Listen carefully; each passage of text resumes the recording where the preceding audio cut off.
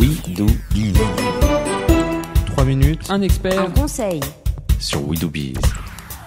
Place aux paroles d'experts sur We Do Biz et j'ai le plaisir de recevoir Odile Létriard-Bénard. Bonjour. Bonjour. Vous êtes directrice de Master à Reims Management School, également auteur de Profession Manager Commercial aux éditions Duno. Et alors aujourd'hui, vous venez rappeler à nos auditeurs entrepreneurs qu'il ne faut surtout pas oublier ces commerciaux. Bien sûr, parce qu'aujourd'hui, pas de commerciaux, pas de chiffre d'affaires et donc pas de marge. Aujourd'hui, avec les marchés tendus, l'internationalisation des marchés, la difficulté d'aller chercher du chiffre d'affaires est de plus en plus présente dans les entreprises si on n'est pas structuré.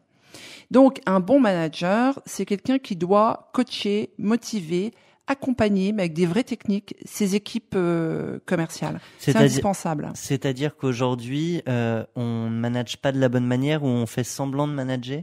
Je crois qu'aujourd'hui, malheureusement, on est managé par des financiers et le premier travail que l'on demande à un manager commercial, c'est le reporting des chiffres. Alors quand on est entrepreneur, les chiffres, on les a en tête, c'est pas très compliqué.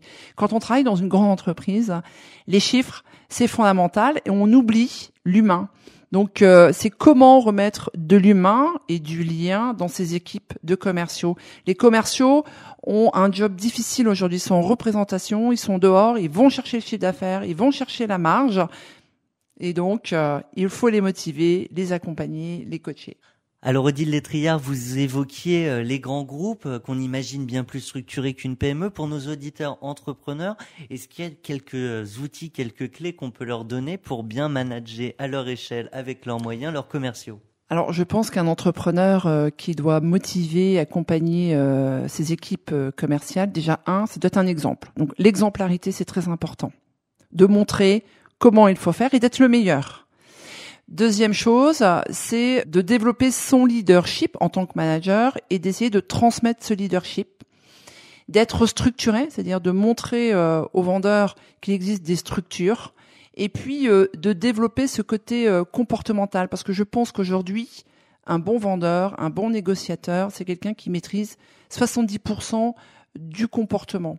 Alors je m'explique, quand je parle de comportement, on a plein de techniques, entre autres on a le modèle Nederman avec les hémisphères gauche, les hémisphères droit, le cortex, le limbique, qui va permettre en fait de s'adapter aux clients et bien sûr de construire un argumentaire avec vraiment de l'impact. Et ça, je pense que parfois on oublie ces techniques de développement personnel ou tout simplement de comportemental où c'est là où le bon vendeur va faire la différence avec sa force de persuasion.